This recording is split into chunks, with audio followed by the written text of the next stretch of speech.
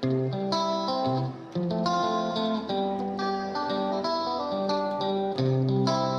everybody, welcome to Life of Sunny Lee, and it's week 23 of our cleaning, decluttering, or whatever you want to call it series. And this week we're still working in the office, but we're not really having to stay in the office to work.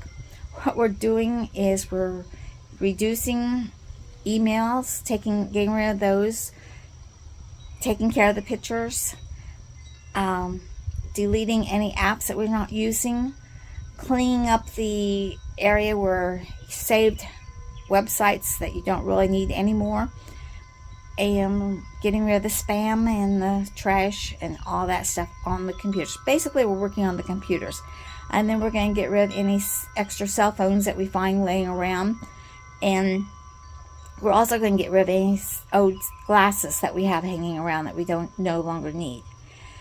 So that's what we're doing this week. So there's really not much to show you, but there's a lot to tell you. Everybody used to think when Gmail first came out back in 2004, April 1st, they thought that you had unlimited emails. And the reason they thought this was because Gmail offered more storage than any of the other competitors. Puppy, get over here. And they had this slogan that you would never have to delete an email again. In 2005, on their anniversary, they upped it to 2 gigabytes. And then on 2012, they upped it to 10. And 2013, they upped it to 15. And that was just on Gmail. At this point, your photos, Google Photos, were unlimited. You could have as many as you want. Well, come June of 2021, they put a cap on it. 15 was all you could have, and that included your Gmail, your photos, your OneDrive, and that forced you to do 2 things. Either they forced you to buy more storage, or to get rid of some of your emails and your photos. Yeah, if you, like me, you've been on Gmail since 2004, you have a lot of backup emails that you never really deleted because there was never any need to until 2001. So there is a button that you can do, and I'll delete everything. I don't want to delete everything. So it means I have to go through and try to figure out what I want to delete. Now you can go to promotions over on the side, and they'll bring all those up, and you can delete those. And you can delete your trash, you can delete your spam. But your regular emails, you basically have to go through them one by one and see which ones you want to delete and which ones you don't. And I started out with like 25,000 emails because I didn't change. I never deleted any. I'm down to 13,000. So I'm still working on deleting emails, and because I'm the type that don't want to pay for any stuff that I don't need, that I can take care of. And so the first thing you have to do is empty your spam, empty your trash, see how much that'll give you. Now you can go to Google One Storage Manager, and that will give you a visual look at which ones you really need to work at. Do you need to delete photos? Do you need to delete emails? Or is it just personal files? So you can check that away to see which category you really need to work on. And mine was emails and photos, because I do a lot of photos. And there's different ways. You can either delete them, or you can put the photos, you can put into a saving, which compromises them, compresses them, makes them smaller, but they'll never become the quality that they were as the originals. So my best solution, and also the fact that I did not know this before I looked this up, you're only allowed 500 emails a day if you're on the free plan. So you you're gotten into a lot of spam or a lot of subscriptions that you don't really want, there's a area that you can go. It's called subscription management. You can hit that and it will help you tell you which ones you're subscribed to, so you can get rid of the ones that you don't need, and do that. Get rid of all the ones that do not pertain to you, that you're not really interested in. Get rid of all those, and then go and do a search and find all those and get rid of those. That's the easiest way to do that. And then on your photos are a bit different. Photos that were there before June 1st of 2021 do not count against your storage. Anything after that does.